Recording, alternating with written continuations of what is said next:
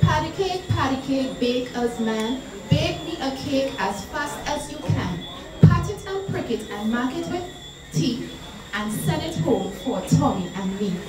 Invited guests, let us bake a cake.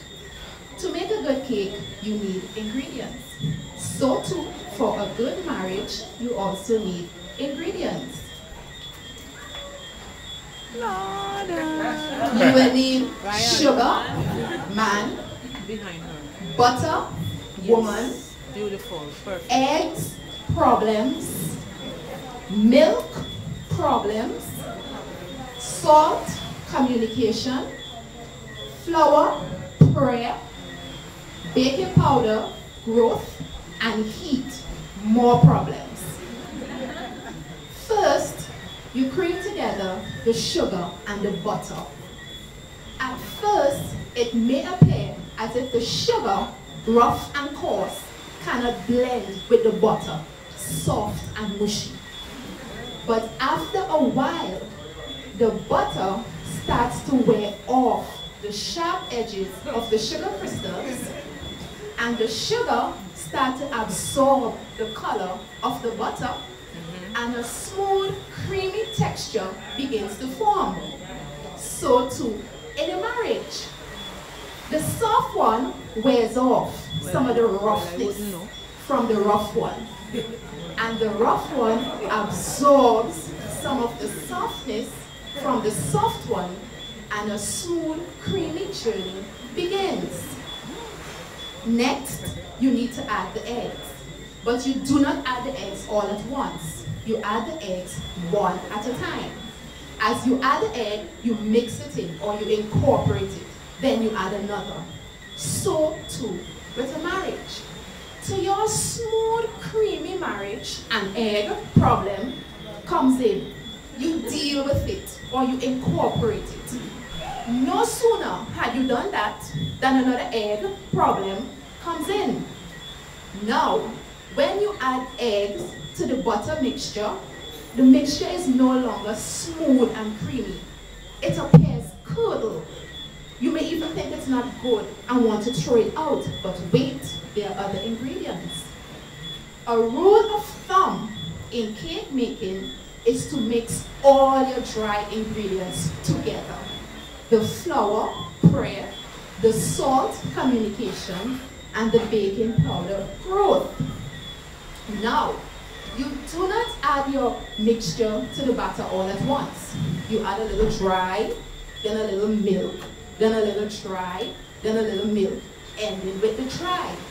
So too, in a marriage, you are praying and communicating, and milk problem is pouring in. Now the milk in the cake is trying to cause the batter to become runny, but the flour prayer absorbs the milk. Flour in cake making is to absorb and hold and give form. So too in a marriage, the flour prayer absorbs the milk and hold the marriage together. Salt in a cake enhances flavor. It brings out the natural flavors in the butter, and it brings out the sweetness of the sugar. So too in a marriage, communication enhances. Despite those eggs in the beginning and the milk that we are getting, we are still communicating. We are still discussing our thoughts and our ideas. Next, after you have your batter, you need to put it in the oven. The oven is hot. More problems. Now, when the cake is in the oven, it does not just sit there. As the heat penetrates it, it gets firmer. And remember the baking powder growth? It causes the cake to rise.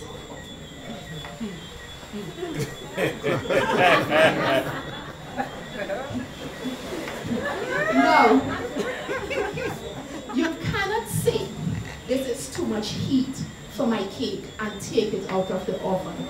It will cause the cake to fall back. It will cease to rise.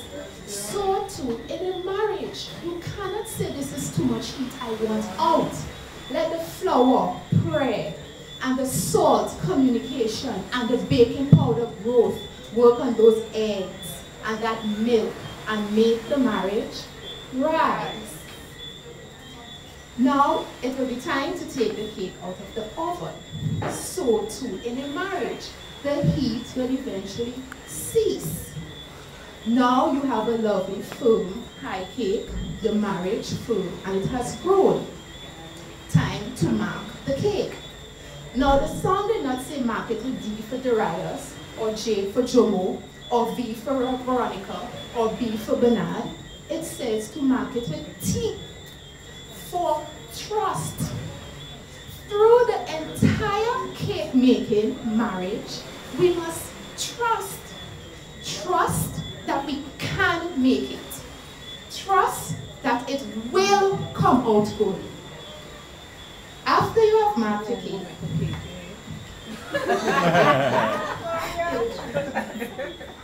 now that we have constituted what makes a good cake and a good marriage, bon appetit.